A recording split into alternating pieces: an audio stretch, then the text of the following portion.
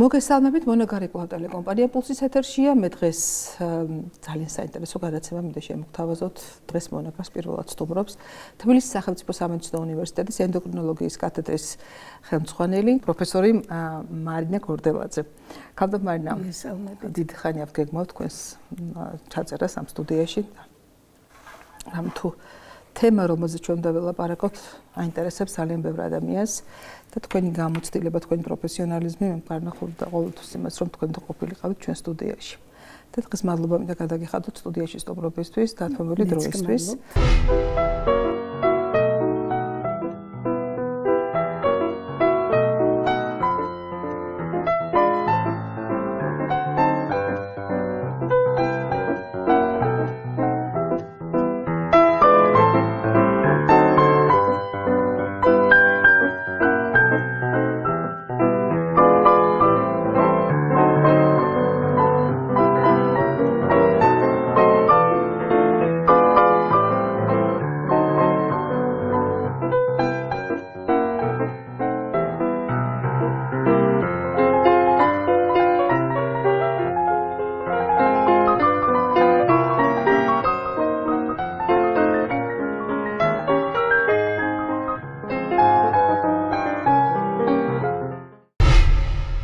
ყველა თავადებას აქვს თავისი ისტორია.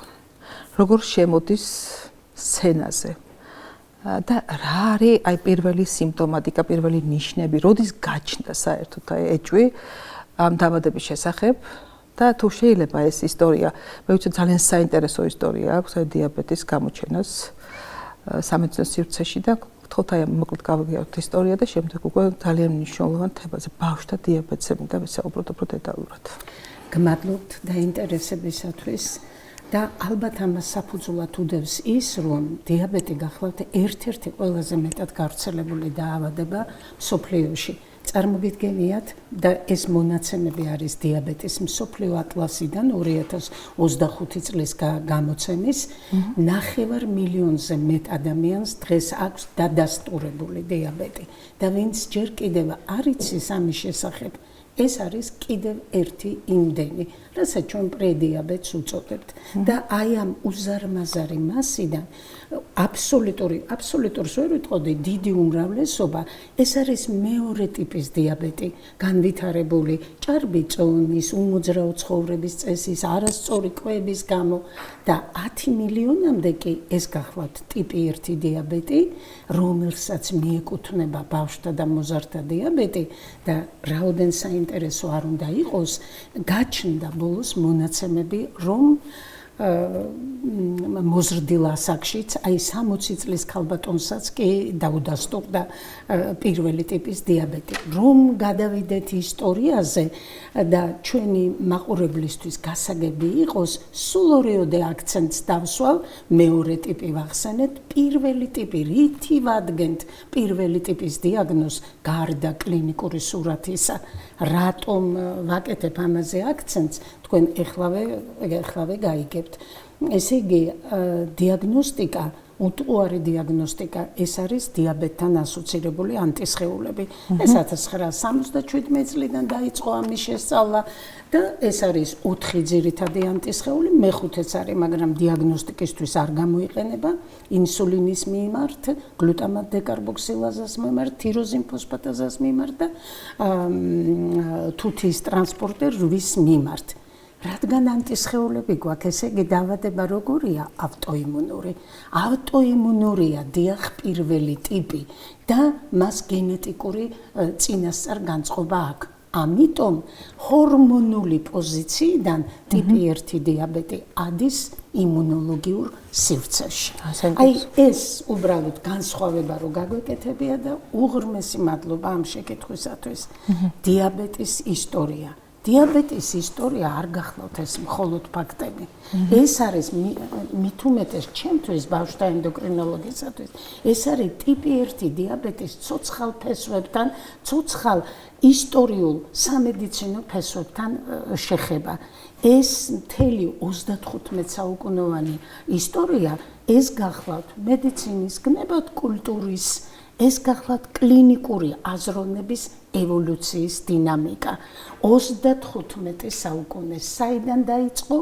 ებერსის პაპირუსიდან, ეს გახლავთ ძველ ეგვიპტური, ვიტყოდი მთელი სამედიცინო ენციკლოპედია, იგი არის 20.5 მეტრის სიგრძის, დღეს ინახება ლეიფციგის უნივერსიტეტში, აღმოჩენილი არის დენდერას ნეკროპოლში და ოღონდის იპოვეს 1870 წელს. თვითონ ეს პაპირუსი თარიღდება ძველი წელთაღრიცხვით 1550 წელს. და იმ 250 დაავადებას, რაც იქ აღიწერება და 900 რეცეპტს შორის, რა გვხდება დიაბეტის შესახებ. ნახეთ, ტერმინი დიაბეტი ჯერ კიდევ 15 საუკუნე გავა, სანამ ეს ტერმინი მედიცინაში შემოვა. მაშინ რა დააფიქსირეს? პათოლოგიური მდგომარეობა, გაძლიერებული შარდვა, რასაც ჩვენ ექიმები პოლიურიას უწოდებთ, არა? აღნიშნეს მისი კავშირი რასთან? სხეულის გამოშრობასთან, კახექსიასთან და ჩვენი ძველი ბერძენი კოლეგები შეეცადნენ მკურნალობის სისტემატიზაციაც მოეხდინათ. გვთავაზობენ იქ რაღაც მარცვლეულს, ბოჭკოს და ასე შემდეგ. ანუ ორი წამყვანი ნიშანი იყო პირველ რიგში ყურადღება მისაქცევი და ეს წყლის გაძლიერებული სმა და მერი სიმშრალე. დიახ, და გაძლიერებული წყურვილი და გამოშრობა. ეს პაპირუსი, ეს შეისწავლა, შეიძინა ლეიფციგის უნივერსიტეტის გეორგ ებერსმა. რატო ვაკეთებ აქცენტს? ყველას გონია, რომ ებერსი ეს არის იქ, სადაც აღმოაჩინეს. არა ბატონებო, ეს გეორგ ებერსის სახელით და გვარით არის ცნობილი. 1875 წელს მან ეს გააშიფრა, აღწერა და პოპულარიზაცია გაუკეთა. მთელი 15 საუკუნე ჩამიჩუმი აღარ ისმის დიაბეტის. მხოლოდ აღწერილია? მხოლოდ აი ეს ორი. და აი ასეთ შემთხვევებში დახმარების რაიმე წესია პაპირუსებში არის მითითებული, როგორ დახმარებოდა? მცენარეული, ბოჭკოვანი მცენარეები, ბალახი, გარკვეული ტიპის ფიზიკური დატვირთვა. არის რამე აღწერილი, თქვა, ციცოცხლის ხანგრძლივობა, გამოსავალი მდგომარეობის შესუფუფება? იცით რა, აქ მხოლოდ ეს მონაცემებია და აი თქვენ რასაც მეკითხებით, აი შეიძლება ხომ წამოგიღეთ ესეთი ამბავი. ეს უკვე ჩვენ წელთაღრიცხვით პირველი საუკუნეა და ეს არის არეტეოს კაბადოკიელი, რომელიც ნახეთ რა სრულ აღწერილობას გვაძლევს, ერთ-ორ ფრაგმენტს წაგიკითხავთ და იყენებს უკვე ტერმინს შემოაქვს დიაბეტი, რაც ბერძნულიდან დიაბაინო გამდინარებას ნიშნავს რაღაცის ორგანიზმიდან, ანუ პოლიურიას ესეც აღნიშნავს. ნახეთ, დიაბეტი ეს არის საშინელი, თუმცა ნაკლებ გავრცელებული დაავადება. დაავადება დღეს, რომელიც 1 მილიარდ ადამიანს ემუქრება, 20 საუკუნის წინ იყო ნაკლებ გავრცელებული. აქ პრაქტიკულად სრული აღწერილობა, აი თუ თქვენ მათ არ მიაწვდით მიღებული წყლის რაოდენობა, არ იქნება იმდენი, რაც მათ სჭირდებათ, პირი გაუშრება, სხეული შრება, შინაგანი ორგანოები იწყება ღებინება, დიაბეტური კეტოაციდოზი, შიშის სეგრძნება და ადამიანი იღუპება. ამიტომ ფიქრობენ, რომ მან ტიპი 1 დიაბეტი აღწერა. ინსულინ დამოკიდებული დიაბეტი, რომელსაც სამკურნალოდ აუცილებლად ინსულინი სჭირდება. შემდგომ მოდით აი ეს ისტორია ძალიან საინტერესოა, მე ძირითად მომენტებს გეტყვით, რაზეც მართლა კლინიკური აზროვნება იყო დამყარებული. სადღაც კი არა მე-5 მე-6 საუკუნეა აიურვედა, ინდოელი მეცნიერები იყვნენ ასეთი სუშრუტა და ჩარაკა, რომლებმაც საოცრება აღწერეს, რომ ახალგაზრდა ასაკის პაციენტებში ეს დაავადება მიმდინარეობს უფრო მძიმედ, ვიდრე მოზრდილი ასაკის პაციენტებში. რამდენი პერიოდი გაივლის ჯერ კიდევ, როდესაც ასე გაყოფს 1936 წელს სერ ჰაროლდ პერსივალ ჰიმსვორტი მაშინ გაყოფს დიაბეტს ამ ორ ჯგუფად, საფუძველს ჩაუყრის თანამედროვე კლასიფიკაციას და გამოიყენებს ტერმინებს ინსულინ დამოკიდებული და ინსულინ დამოუკიდებელი. შემდგომ კი ბატონო ავიცენა აღწერს და სხვათა შორის უკვე გარკვეულ განსხვავებას აკეთებს, რომ მართალია გვაქვს პოლიურია, მაგრამ ეს ყოველთვის არ არის შაქრიანი დიაბეტი.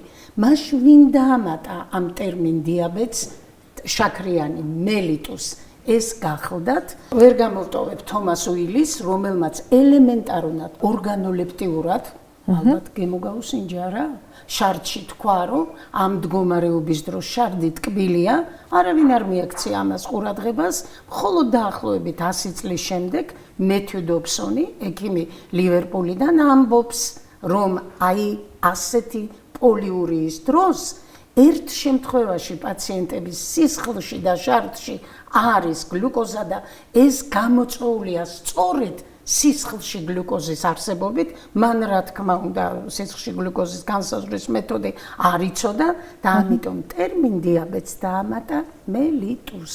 დიაბეტეს მელიტუს, რასაც დღესაც ჩვენ ისტორიის, სამედიცინო ისტორიის ყდაზე ვაწერთ. შემდგომ ძალიან რაღაც რამოდენიმე წელიწადში დიაბეტის მეორე, ანუ პოლიურიის სხვა სახეობას დაერქვა დიაბეტის ინსიპიდუს. შემდეგ საინტერესო ვერ გამოვტოვებთ კლოდ ბერნარს, ფრანგ ცნობილ აკადემიკოს, საფრანგეთის აკადემიის წევრს, რომელმაც შემოიტანა შინაგანი სეკრეციის ცნება, ჰომეოსტაზის ცნება და ალბათ ყველასთვის, ყველა სტუდენტისთვის ნაცნობი მეოთხე პარკუჭის ძირზე ჩხვლეტით, როგორ ვიღებთ ბოცვერის, როგორ ვიღებთ გლუკოზურიას. და კიდევ ბევრი რამ შეიძლება, მაგრამ ძალიან რო არ გამიგრძელდეს, აუცილებელია ვახსენოთ მერინგი და მინკოვსკი. ეს ბელგიაში ეს ორი მეცნიერი შეხვდა ერთმანეთს, მათ საერთოდ არ ჰქონდათ საქმე დიაბეტთან.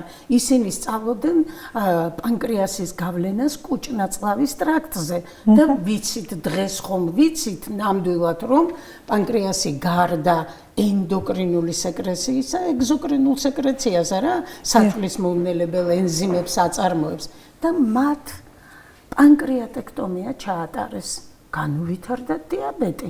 ძაღლი დაეღუპათ, გაიმეორეს კიდევ ეს ცდა და პოლიურია განვითარდა. აი წერენ კიდეც რომ მომვლელი ვინც იყო არა, დამხმარე ჭიანჭველებს დაესიაო იმას შარდს, ჭიანჭველები, ბუზი და რაღაცა ესეთი. და აი პირველად 35 საუკუნის განმავლობაში პირველად ნათელი გახდა რომ კუჭქვეშა ჯირკვალი დაკავშირებული არის დიაბეტის განვითარებასთან. შემდეგ უკვე მე-20 საუკუნე, რომელიც ენდოკრინოლოგიაში ოქროს საუკუნედ ითვლება, უკვე ისე იყო მომწიფებული სიტუაცია მე-20 საუკუნის დასაწყისში, როდესაც უკვე ყველასთვის გასაგები იყო, რომ კუჭქვეშა ჯირკვალი გამოიმუშავებდა რაღაც სუბსტანციას და მას სერ ალბერტ შარპი შაფერმა ინსულინი უწოდა, ინსულა ბერძნული კუნძულს ნიშნავს. დამავიწყდა და არ მაპატიებს ლანგერჰანსი, პოლ ლანგერჰანსი, რომელიც არც მეტი არც ნაკლები ვირხოვი სტუდენტი იყო და 23 წლის ასაკში შეისწავლა ბოცვერის კუჭქვეშა ჯირკვალი და აი მართლაც მაკროსკოპულად დიახ აღმოაჩინა მკრთალი უჯრედების გროვები, ვერც მიხვდა რა აღმოაჩინა ლანგერჰანსის კუნძულები. ეს ენდოკრინული აპარატი, ენდოკრინული ორგანო აი ამ კუჭქვეშა ჯირკვალში.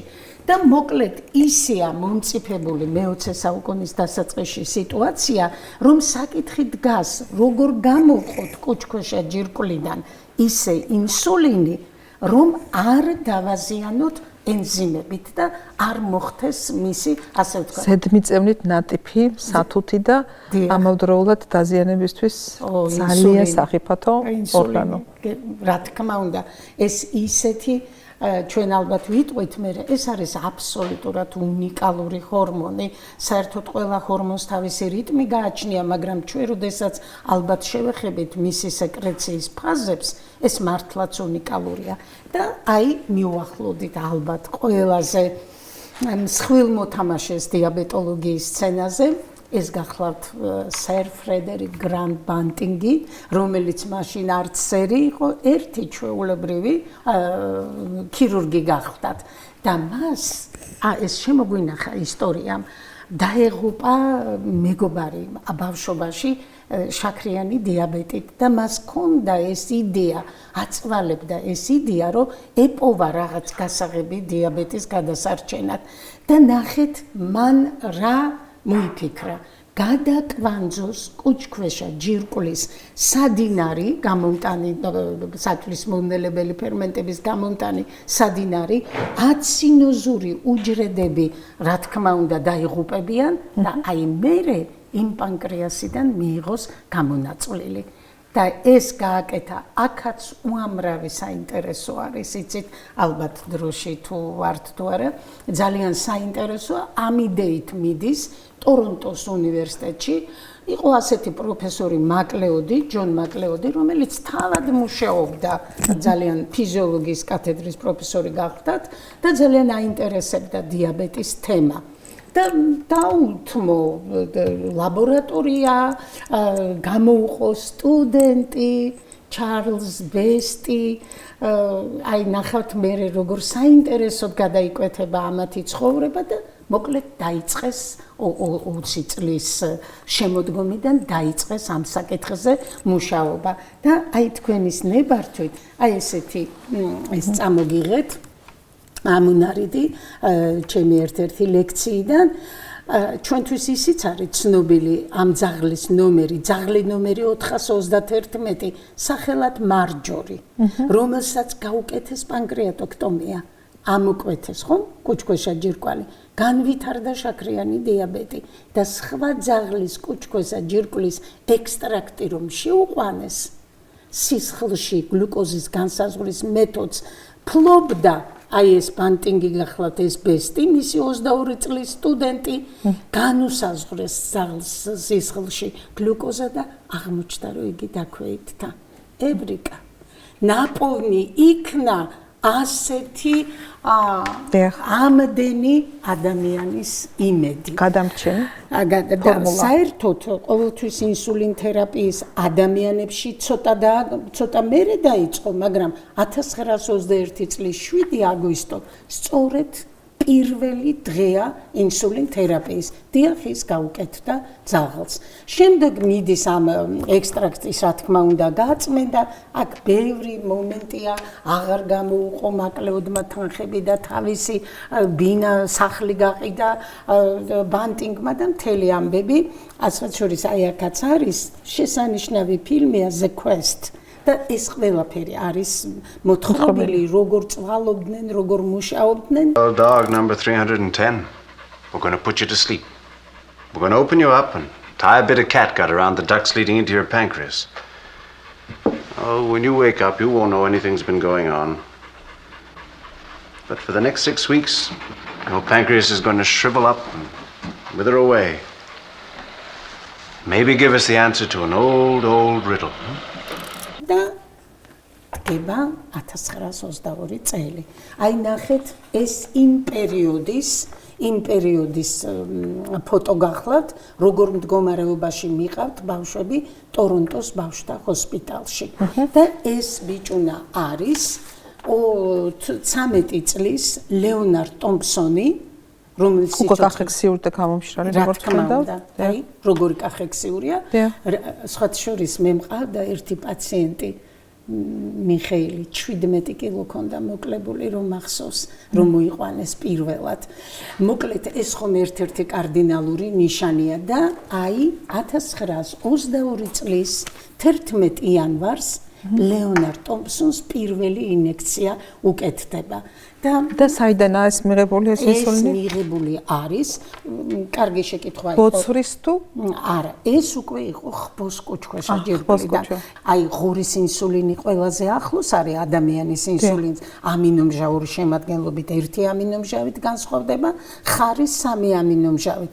როდესაც მართლაც ხა ამდენი ძაღლი ხო არისო არა და აი სადაც აი რა ქვია იმას, სადაც სასაკლაო ხო, სადაც აი საფონელს ასე ვთქვათ, იქიდან მოქონდათ შემდეგ ხბოს კუჩქოშა ჯირკვალი გამონაწილილი იყო იქიდან მიღებული. ეს იყო თურმე აი ესეთი მე წამიკითხია ეს ბლანტი სითხე, რაღაც სუნიც ქონდა და ისიც არის ცნობილი რომ 15 მილილიტრი იყო, ხომ წარმოგიდგენიათ ეს მართლა ძალიან, მაგრამ და პირველმა ინექციამ არ გამოიღო შედეგი, მაგრამ ცნობილია ისიც, რომ მთელი 10 დღე ლაბორატორიიდან არ გამოსულა უჭკვიანესი საოცრად დამსახურებული ენდოკრინოლოგიის წინაშე პროფესორი ჯეიმს კოლიპი, რომელმაც ამ პერიოდში კიდევ უფრო დახვეწა ინსულინის ექსტრაქტი კუჩქოშაჯირკვლის ექსტრაქტის გაწმენდის ოპტიმალური pH-ი, ოპტიმალური ტემპერატურა, იქ ოპტიმალური ალკოჰოლის გამოყენება და აი ეს არის 12 დღის შემდეგ მეორე ინექცია და ბავშვის მდგომარეობა მნიშვნელოვნად გაუმჯობესდა. გაასუფთავეს ესე იგი პრეპარატი. გაასუფთა. იცით, იმდენჯერ მინახია, როგორ იცვლება ბავშვის მდგომარეობა პირველი, მეორე ინექციის შემდეგ, მე წარმომიდგენია მათთვის ეს როგორი მართლაც სენსაცია იყო და ეს მართლაც უდრიდა მსოფლიოსთვის სენსაციას. კიდევ 6 ბავშვი ელოდებოდა ამ კურნალობის დაწყება და მართლაც ასე ვთქვათ წავიდა ეს ყველაფერი და ძალიან მალე 1923 წელს დაიწყო კომერციული გამოშვება უკვე და არ შემიძლია ბანტინგის დამსახურების აღნიშვნის თვალსაზრისით არ ვთქვა რომ მან ლიცენზია ეს აუცილებელი იყო რომ ოფიციალური ლიცენზია ყოფილიყო. $1 მიყიდა. ეს ცნობილი ფაქტია. ეს ცნობილი ფაქტია, $1 მიყიდა და ადამიანმა გაატარა მთელი თავისი ცხოვრება ძალიან ცილატაკეში. ადამიანმა რომელსაც აღმოაჩინა მილიონობით ადამიანის გადამრჩენი მისი სიტყვები გახლავთ. ინსულინი მე არ მეკუთვნის, ინსულინი ეკუთვნის მსოფლიოს და სულ ორიოდე სიტყვას გეტყვით კიდევ ბანტინგზე.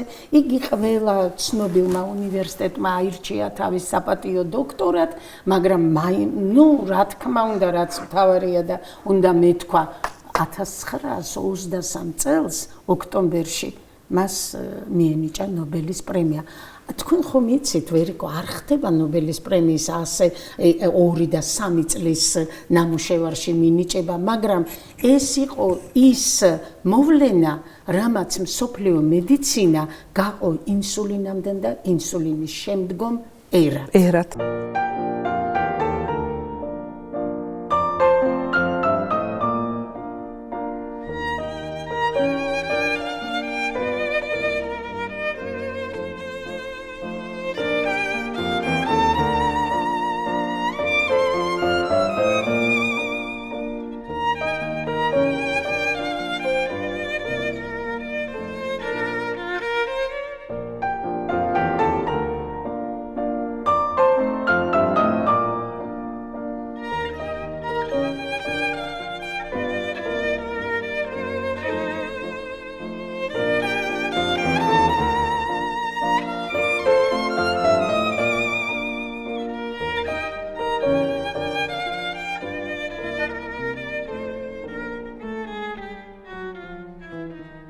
აი ნახეთ ეს პირველი პაციენტები, აი ეს პირველი გოგონა მსოფლიოში, ელსი ნითხემი, რომელიც კეტოაციდოზიდან იქნა გამოყვანილი, ტომი რაიდერი, 4 წლის ბიჭუნა, ხედავ ჯიმ ჰეივენი და აი ეს ლეონარდ ტომპსონი, რომელიც სხვათა შორის 13 წლის შემდეგ გარდაიცვალა ფილტვების ანთებით.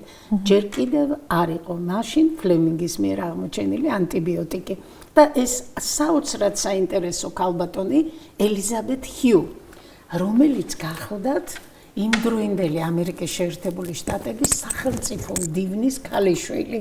და ამ ქალბატონმა, აი ელიზაბეთ ჰიუმ 80 წლამდე იცოცხლა. აი ესეც ვისაც ხედავთ, ამათაც ძალიან ხანგრძლივი, რაც ასე არა, უნიკალური პრეპარატი იყო, მაგრამ აქვე რადგან ჩვენ ძალიან დეტალური ისტორია მოვყევით, ჩვენ არ შეგვიძლია რომ ძალიან არ გამეხანგრძლივი. არა, ძალიან საინტერესო და ძალიან ყურადღებით გისმენდით, მაგრამ აი ამის შემდეგაც ძალიან დიდი და მნიშვნელოვანი ისტორია აქვს ინსულინს, იმიტომ რომ ეს არის უნიკალური და თუ შეიძლება ამასაც ამ შეკითხვისთვის. ნახეთ ესეც მე რაღაც ისე ამოვარჩიე, მაგრამ ამას ხომ ჩვენ გვერდს ვერაუვლით. როგორი იყო პირველი ინსულინი, თქვით კიდეც არა, ექსტრაქტი იყო კუჭქვეშა ჯირკვლიდან. ეს პრაქტიკულად კოქტეილი იყო ძალიან ბევრი მინარევის შემცველობით, ხო? 20-იანი წლებიდან 70-იან წლებამდე მართლაც გაგრძელდა ცხოველური ინსულინის ეპოქა. რომელმაც როგორც თქვით მილიონობით ადამიანი გადაარჩინა, მაგრამ მაღალი იმუნოგენობა ჰქონდა, ლიპოდისტროფიებს იწვევდა, მან თავისი საქმე გააკეთა. აი შემდეგ გახანგრძლივდა ინსულინები, ეს ხანმოკლე იყო. ჰაგედორნის პროტამინი ეს ყველასთვის ცნობილია და განსაკუთრებით მნიშვნელოვანი იყო 1977 წელს ადამიანის ინსულინის შემუშავება. რა იყო ეს ადამიანის ინსულინი, რა უსწრებდა ამას წინ უსწრებდა საერთოდ დიაბეტოლოგიაში მაპატიეთ ჟარგონისთვის ცვენაა ნობელის პრემიების და აი 1955 წელს კემბრიჯის უნივერსიტეტის პროფესორს ფრედერიკ სანგერს მიენიჭა ნობელის პრემია, სხვა შორის მეორე ნობელის პრემიაც მიიღო მან სხვა საკითხზე, მან აბსოლუტურად ზუსტად გაშიფრა ინსულინის ამინომჟაური თანმიმდევრობა. რატომ იყო ეს ისტორიული მნიშვნელობის? ჯერ ერთი ეს გახლდათ პირველი ცილა საერთოდ მსოფლიოში, რომელიც გაიშიფრა ამინომჟაურად და მეორეც ერთი ამან საფუძველი შექმნა შემდგომში ინსულინის რეკომბინანტული ინსულინის შექმნისა. ნახეთ, აი ამ ეს შემდეგ გენიც აღმოჩნდა ინსულინის გენი და აი მისი ინსულინის გენის ფრაგმენტი ჩაინერგა ეშერიხია კოლის სტრუქტურაში. საფო არის იმაში შეიძლება, მაგრამ და ნახეთ რა მივიღეთ აბსოლუტურად იმუნოგენობისაგან თავისუფალი და რაც მთავარია ინსულინის უშრეტი წყარო. ეს ყოველგვარი გამონაბოლქვის, ყოველგვარი ნარჩენების, ყოველგვარი ჭუჭყის, კვლელობის და სისხლის გარეშე. აი ეს იყო უნიკალური რამ, რაც ეშერიხია კოლში დამზადებული ეს ინსულინი არის და საერთოდ გენური ინჟინერია დღეს მართავს ხომ მედიცინას და ეს გახლდათ პირველი პრეპარატი მსოფლიოში გენური ინჟინერიით მიღებული და 1982 წელს FDA-მ მტკიცა კიდეც და წამოვიდა მსოფლიოში. ვერ წარმოიდგენთ ჩემს შეგრძნებას, როდესაც პირველად ეს ჩვენთან 90-იანი წლები იყო, პირველად ხელში ადამიანის ინსულინი რომ დავიკავე. აი დღემდე მახსოვს ეს შეგრძნება. ეს იყო წარმატებული ინსულინ თერაპიის, რა თქმა უნდა, საფუძველი და კიდევ ერთი დიდი ნახტომი ინსულინის თუ ინსულინების ევოლუციაზე ვლაპარაკობთ, ეს გახლდათ ინსულინის ანალოგი. სხვა შორის სტუდენტები მეკითხებიან ხოლმე, რა ისიც ხომ იყო ანალოგი. ის იყო ამინომჟაური შემადგენლობით ანალოგი და ინსულინის ანალოგი ეს გახლავთ ფარმაკოკინეტიკით მისი ანალოგი და აი რაც თქვენ ბრძანეთ და ჩვენ რომ აღნიშნეთ რომ ინსულინი არის აბსოლუტურად უნიკალური ჰორმონი. ნახეთ რატომ. აი ახლა მე და თქვენ საუბრობთ, ვიღაცა იღებს, ვიღაც სადღაც დადის, ვიღაც მღერის, ყველას ჭირდება ამ ცხოველმოქმედებისთვის ინსულინი. რატომ? იმიტომ რომ ჩვენმა ორგანიზმმა მოგცეს ენერგია, რომელიც ჩვენ გვაცოცხლებს და აი ასეთ მუდმივ რეჟიმში, აი ეხლა როდესაც ჩვენ არ თქვათ საკვები არ მიგვიღია, აი ამ რეჟიმს, ამ პროფილს ქვია ბაზალური ინსულინემია. გეტყვით რატომ ვაძლევ ამას ასეთ მნიშვნელობას, ხოლო კვებასთან დაკავშირებული, როდესაც ბავშვია თუ არა, ჯამრთელი პირიც დიაბეტის გარეშე, კვებასთან დაკავშირებით ინსულინს ბოლოსური სეკრეცია აქვს. ძირითადად ადამიანი სამჯერ იკვებება რა და აი ასეთი გვაქვს მდორე ბაზალური სეკრეცია და სამი პიკი, სამი პოსტპრანდიალური გადმოსროლა, რომელიც რას ემსახურება? ჩვენი მიღებული ნახშირწყლების ორგანიზმში ენერგიად ქცევას. რატომ დავუთმე ამდენი დრო? იმიტომ რომ ინსულინ თერაპიის შემდგომ პრინციპი გახლავთ სწორედ ინსულინის ფიზიოლოგიური სეკრეციის მაქსიმალური იმიტაცია. ეხლა უპირატესობას რომელს ანიჭებენ? რომ უპირატესობა ენიჭება აი ამ სქემიდან გამომდინარე, ენიჭება ინტენსიფიცირებულ ინსულინ თერაპიას, რომელიც რას ნიშნავს? თქვენ ერთ ინსულინს აკეთებთ ბაზალური ინსულინის მისაღებად, ინსულინემის მისაღებად და მინდა გითხრათ საქართველოში 90-იან წლებიდან დაწყებული მხოლოდ საუკეთესო ინსულინი, მხოლოდ ეს გახლავთ, აი მაშინ ხო თქვი რომ 23 წელს დაიწყო ინსულინის წარმოება. ეს იყო ამერიკაში Eli Lilly და ევროპაში ეს გახლდათ Novo Nordisk, დანიური და Sanofi გერმანული, ახლა ფრანგულია. აი მხოლოდ ეს ინსულინები გამოიყენება ბავშვებში. ანუ გახანგრძლივებული ანალოგი და კვებასთან დაკავშირებული ასევე ხანმოკლე ან ულტრა ხანმოკლე ანალოგი. ყოველთვის არ იყო ასე.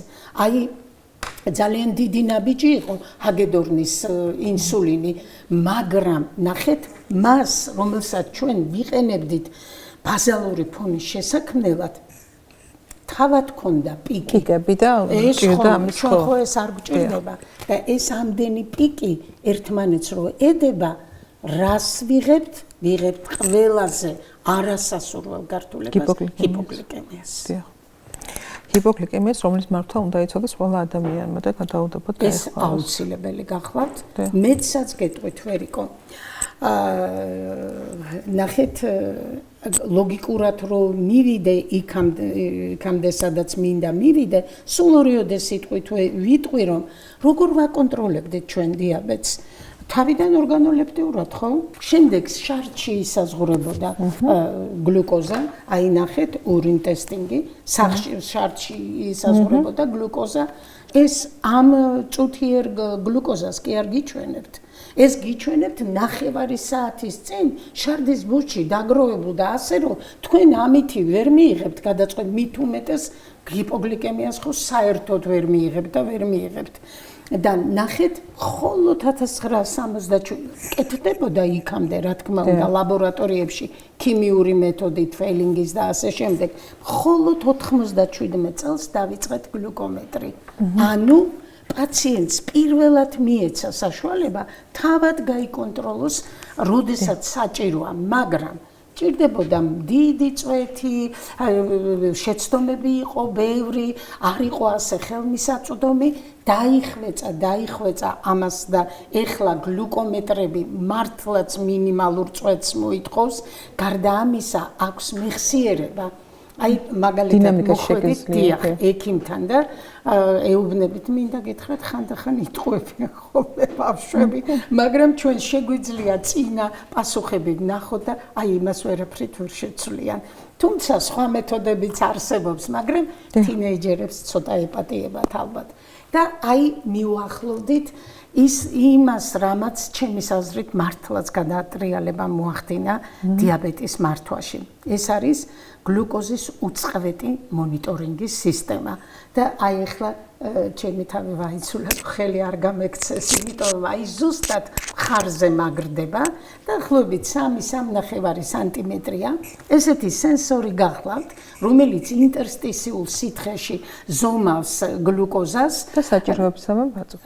დიახ, და თქვენ შეგიძლიათ მისი წამკითხავით რიდერით, რომელიც ტელეფონში გაქვთ, ჩატვირთული ეს ოფცია, ელემენტარულად ჩამოატარებთ და აი ამ წუთში, აი ამ კონკრეტულად ამ წუთში ჩვენ ვიცით რამდენი აქვს ბავშვს სისხლში გლუკოზა და ყველაზე მთავარი კიდევ რა არის? გაჩვენებთ ტრენდს.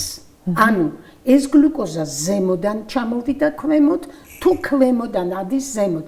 ნახეთ რა მნიშვნელოვანია, თუ თქვენ ხედავთ რომ 300 ქონდათ და უცებ 100-ზე ჩამოვიდა, ეს ჯერ არ არის გიპოგლიკემია, მაგრამ უნდა შეიძლება ჩაერიოთ. განვითარდეს. რა თქმა უნდა. და თუ ხედავთ, რომ 100 ქონდა, 200 გაიარა და უკვე ზემოთ მიდის, ან ფიზიკურად დაიტვირთებით, ან ჩაამატებთ ინსულინს. და რატომ აღნიშნე ეს ჰიპოგლიკემიასთან კავშირში? ნახეთ, აი ამ მეთოდმა საშუალება მოგცა ჩვენ გქონოდა მთლიანი სურათი, როგორია პაციენტის დინამიკა გლუკოზის და შემუშავდა ის ნორმები, რომლის განმავლობაში, დღე-ღამის განმავლობაში პაციენტი უნდა იყოს ნორმოგლიკემიაში, მისთვის მისაღებ ნორმოგლიკემიაში, ჰიპერგლიკემიაში და ჰიპოგლიკემიაში. თუ ნორმურა 70 მგ დეცilitrიდან 180-მდე, რაც სრულიად დასაშვებია დიაბეტიანი პაციენტისთვის, ეს უნდა იყოს 24 საათის 70%, თუ 25% შეიძლება იყოს მაღალი და 5% შეიძლება იყოს ცოტა დაბალი, ჰიპოგლიკემია 54 მგ დეცilitrზე ნაკლები, ეს არის მხოლოდ 1%.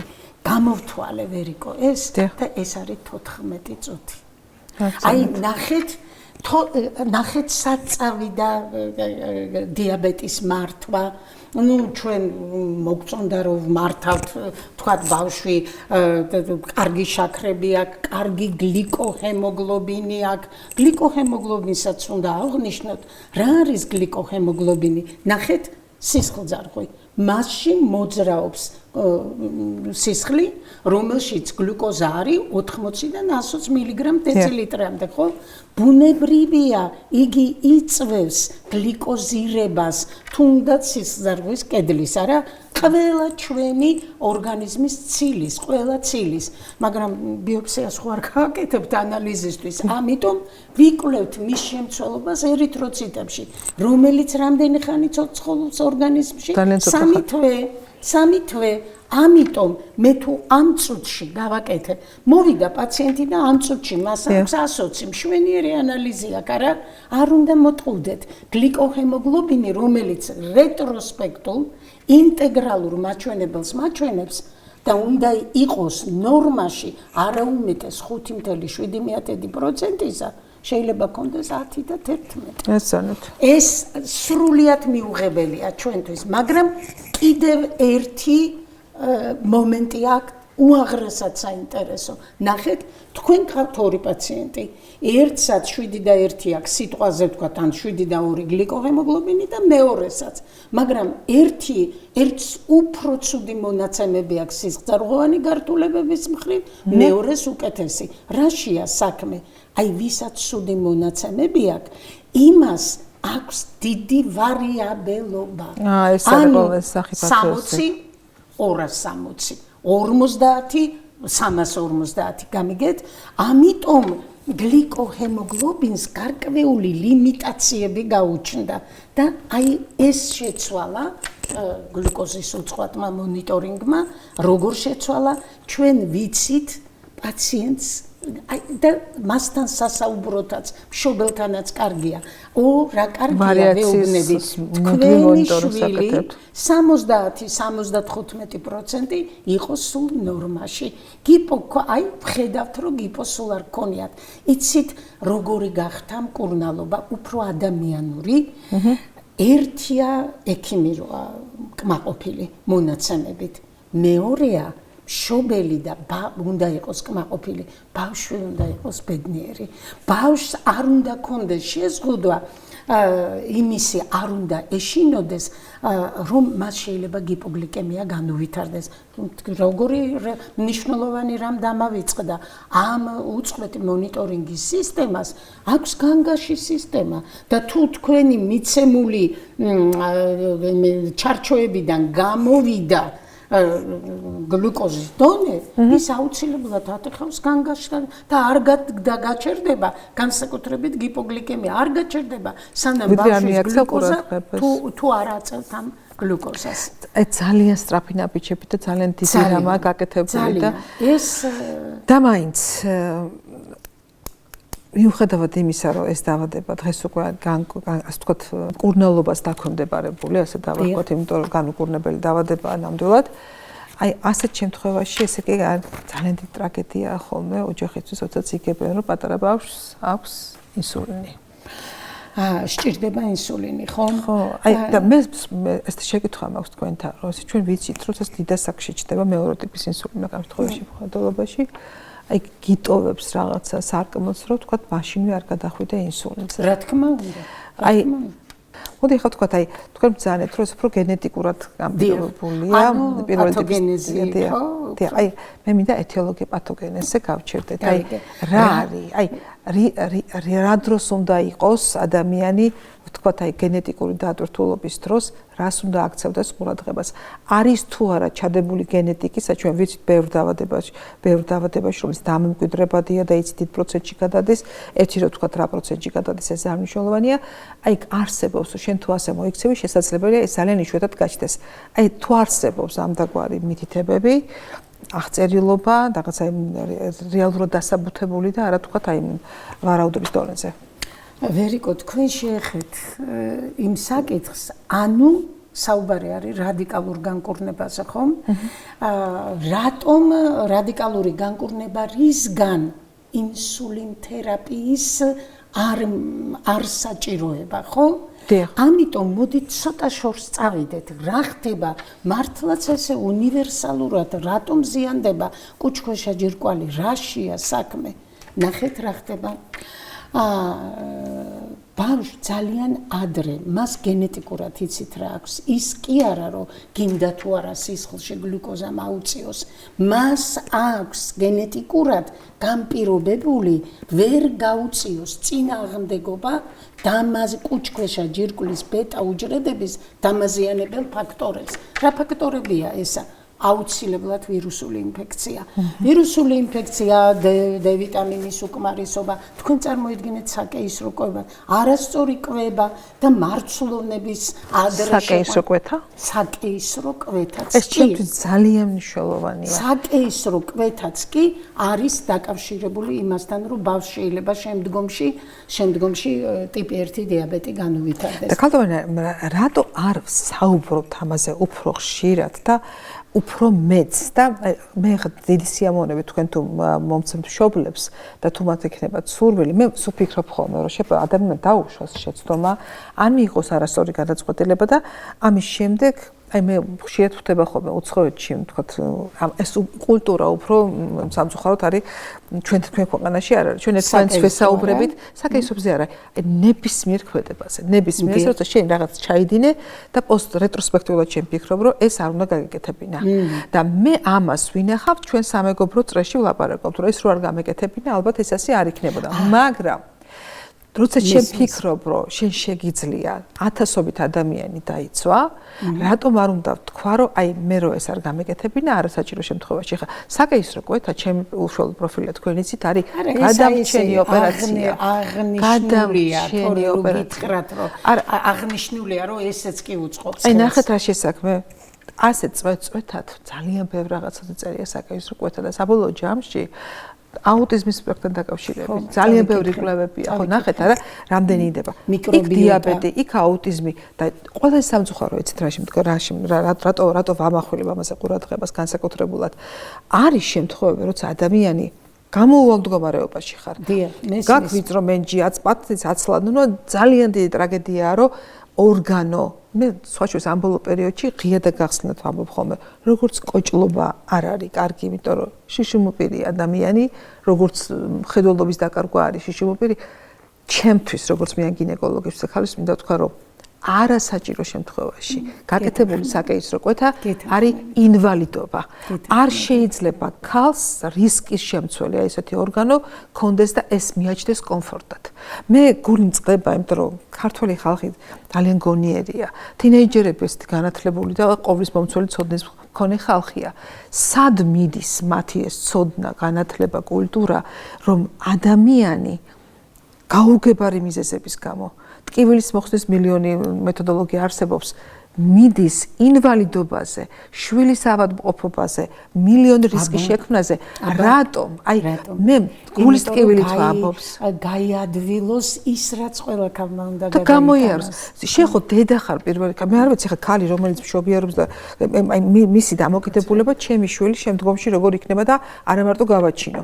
და თუ შენ იცი რომ აი ეს გზა რომელიც შენთვის საჭირო არაა და მხოლოდ პირადი კომფორტისთვის ისიც ბჭყალებში ეს არ არის კომფორტი. ვერ ვაცნობიერებთ ალბათ ვერიკო თორე ჩვენ ხო ჩვენი შვილებისთვის ყველაფერს გავაკეთებთ. აი ხო და მაგხანდა ხო ფიქრობ რომ საუბარი გვაკლია და აი ამ ტრიბუნიდან მე მინდა ჩემი პლატფორმიდან ამ შემთხვევაში ვთქვა რომ აი თქვენ ხარ საუბრობთ ძალიან საინტერესო ბევრი ინფორმაციას რომელიც ბევრ ადამიანს გამოადგება როგორ ბედავს არაპროფესიონალი ამ დიდ ელექტრონულ სივრცეში თუ რა დავარქვათ Facebook-ში როგორ ბედავს შენ რომ მე გავიკეთე და კარგია მეზობელმა გაიკეთა და კარგია სამედიცინო რჩევები კიდე აი ახლა მე ვზივარ და მე შინია ყოველი დამატებითი ფრაზის თქვენთან როგორც პროფესიონალთან ასევე თქვა თქვენი კოლეგა ვარ მაგრამ სხვა პროფილის ადამიანი ვარ ცდილობ რომ ჩემი მოსაზრება დავაფიქსირო რომ არ იცი ვინ მოისმენს ვინ რა ინტერპრეტაციით გამოიყენებს და რას დააუზიანებს თავის თავს და ამაზე არავინ არ ფიქრობს რომ თქვა შენ რო ვიღაცას აძლევ რჩევას არაპროფესიონალი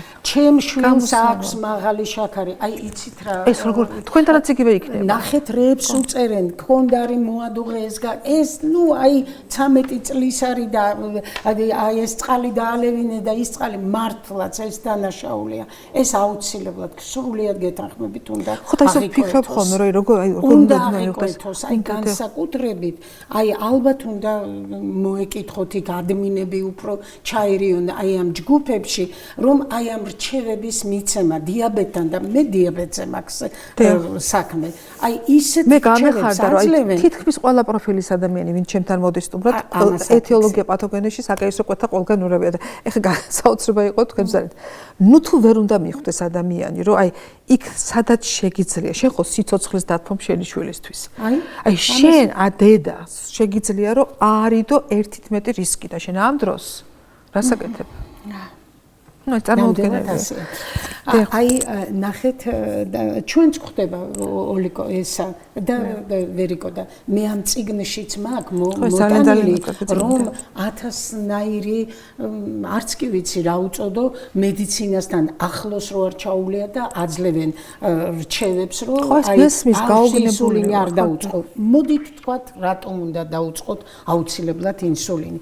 როგორია დეფინიცია ტიპი 1 დიაბეტის? ეს არის გენეტიკური წინასწარ-განწყობის ფონზე განვითარებული ავტოიმუნური დაავადება, რომლის დროსაც ვითარდება ბეტა უჯრედის, ნუ ლანგერჰანსის კუნძულის პანკრეასის ბეტა უჯრედის ანთება ინსულიტი, რაც მისი დესტრუქციით და ინსულინის აბსოლუტური უკმარისობით დავდება. ამიტომ ტიპი 1 დიაბეტს ინსულინ დამოკიდებულსაც უწოდებენ.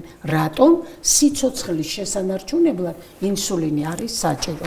როგორია კონკრეტულ ბავშვთან ამ დაავადების განვითარების ევოლუცია, დინამიკა როგორია? ის იბადება გენეტიკური წინასწარ-განწყობით. აი ჩვენთან მოვიდა 4 წლის ასაკში, როდესაც უკვე 500 აქვს. რა შეიძლებოდა მას ქონოდა 2 წლის ასაკში? მას 2 წლის ასაკში ექნებოდა ის ანტისხეულები, რაც ჩვენ ჩამოვთვალეთ. პირველი ამ ანტისხეულებიდან ეს არის ანტისხეულები ინსულინის საწინააღმდეგო. მერე სხვა ანტისხეულები და ეს მთელი დიდი საკითხია, მე ძალიან მაინტერესებს. ხალხმანა არასოდეს არ გვიფიქრიათ, აი და გიფიქრიათ თქვენც სკრინინგი.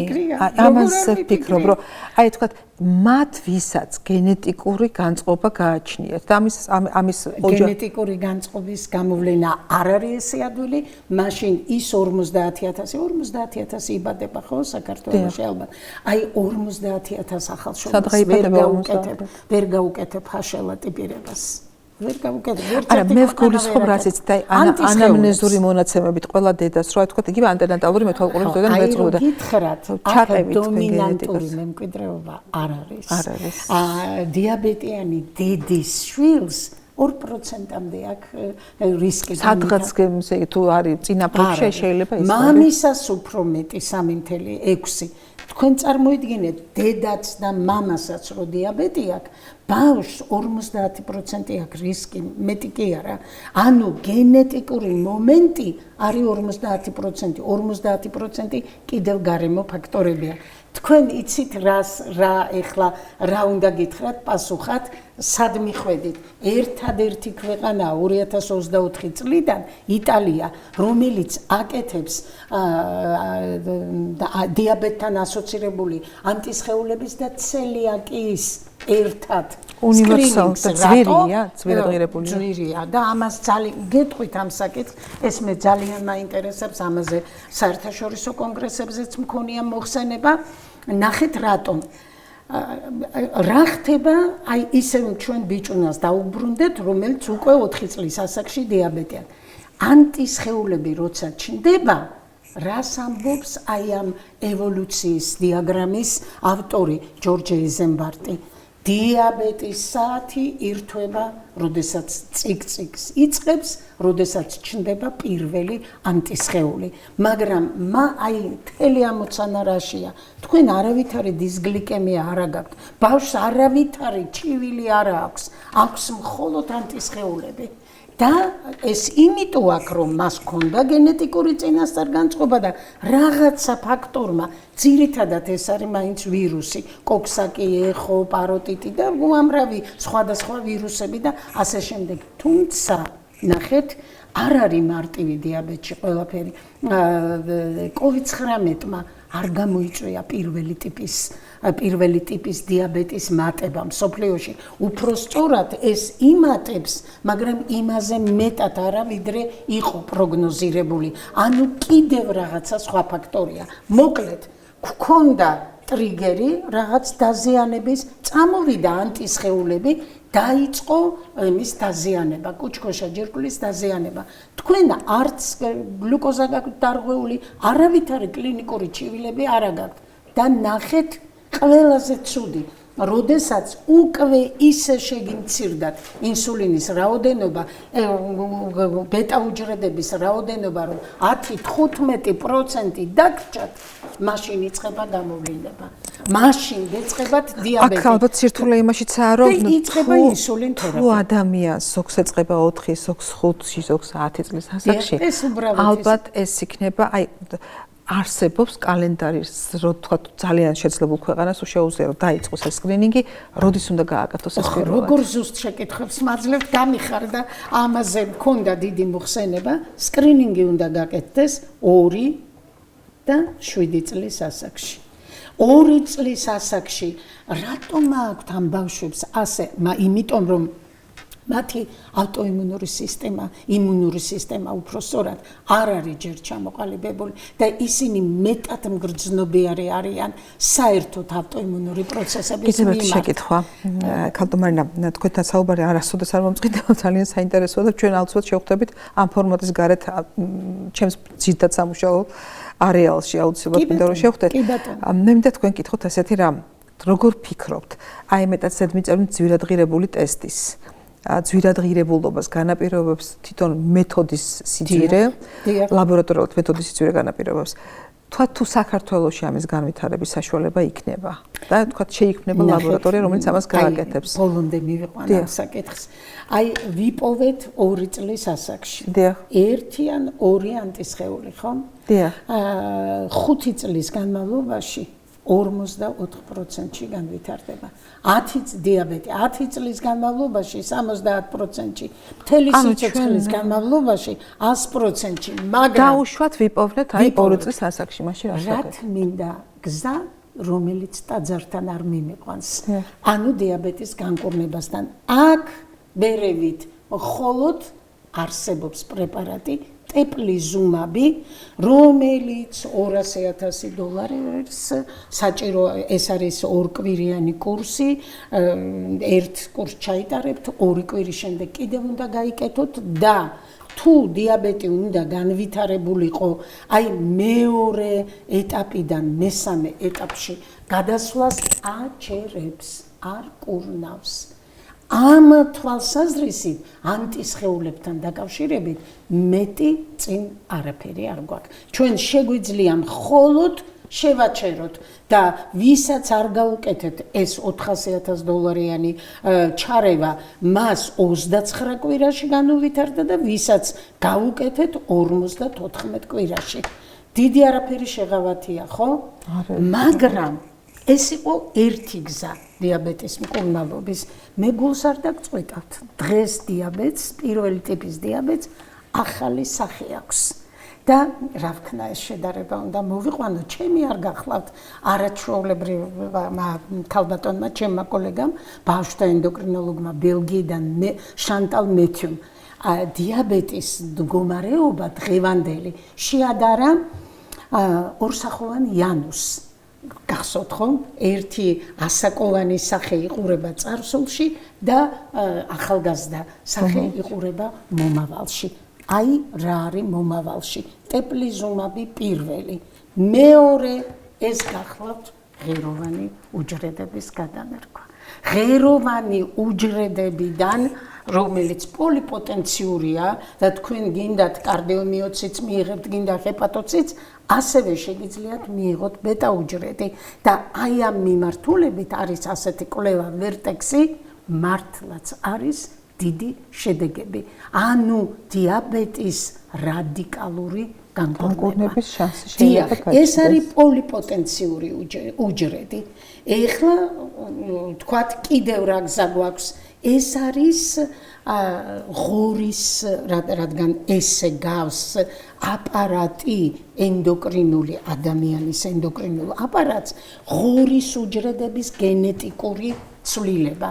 ესეც დიდი მიმართულება და თქვენ რა გონიათ ეს ბეტა უჯრედები რო გადავნერგეთ, იმას იცით როგორი მოვლა პატრონობა ბჭყალებში ვიტყოდი, მას სჭირდება აუცილებლად შემოგარსვა, იმუნური დაცვა, რომ ის ანტისხეულები ხო არსად არ მიდის, ნახეთ ანტისხეულებს ვერ ბრძვით ტეპლიზუმაბით და აქ პირდაპირ შეყვავს არა ასე ვთქვათ დაღუპული ბეტა უჯრედის ადგილას პირდაპირ შეყვავს ჯამრთელი ბეტა უჯრედი და კიდევ არის მთელი რიგი ანუ ძალიან დიდ მუშაობაში ვართ ეცეთ აი მე ვფიქრობ რომ თუ გამოჩნდება და მე ეცეთ აი მე ვფიქრობ თუ გამოჩნდება რამე რეალური შედეგის მომცემი ვთქვათ ჩარევა აი ამ კვლევების შემდეგ კვლევებით განერგოს წინ არაფერი არ უდგას.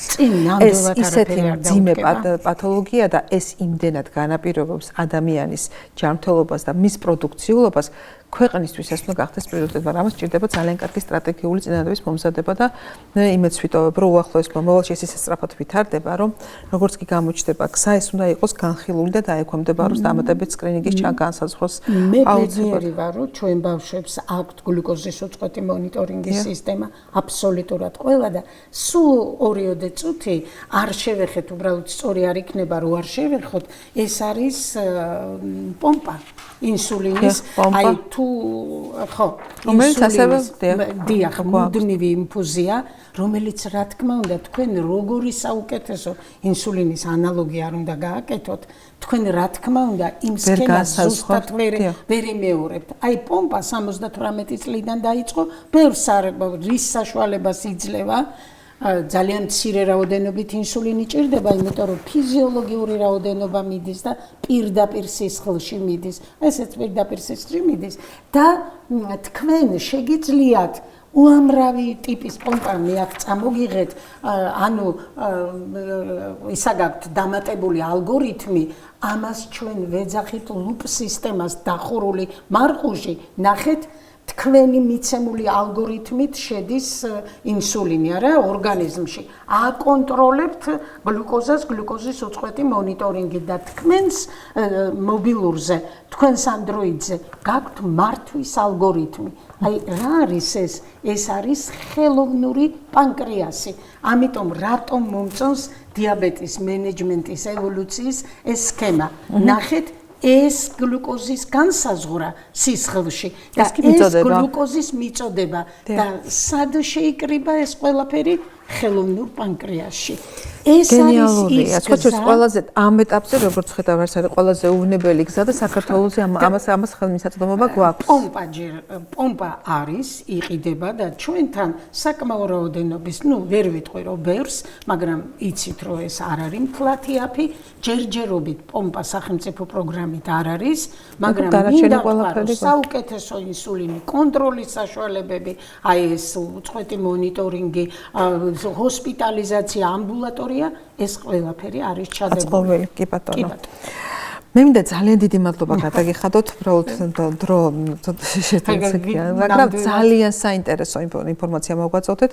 ყველა თვალსაზრისით, როგორც ისტორია, ასევე ვთქვათ, ინსულინის განვითარების ჩემს ძალიან საინტერესო პრეპარატია, ნამდვილად და მარტო ვთქვათ, არა ენდოკრინოლოგებისთვის.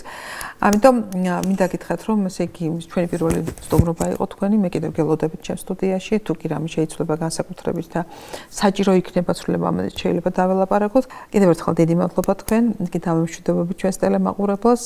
ვფიქრობ ძალიან საინტერესო ინფორმაცია მოისმინეთ. ვფიქრობ არც მაინც და მაინც სასწორკვეთილების და დიდი დარდის, ვთქვათ, მიზეზი არ უნდა გახდეს. საერთოდ ადამიანები ყველა დავადება სამწუხაროა, თუმცა ბავშვთა ასაკში ხდება, მაგრამ როდესაც არსებობს რაღაც გზა გადარჩენის, ამ შემთხვევაში უნდა მივიღოთ მოცემულობად და შევეგოთ ამას და ვეცადოთ, რომ ძალიან გონივრულად და ყურადღებით გავიაროთ ეს პერიოდი. გემშვიდობებით, მომავალ შეხვედრამდე ტელეკომპანია პულსის ეთერში. ნახვამდის.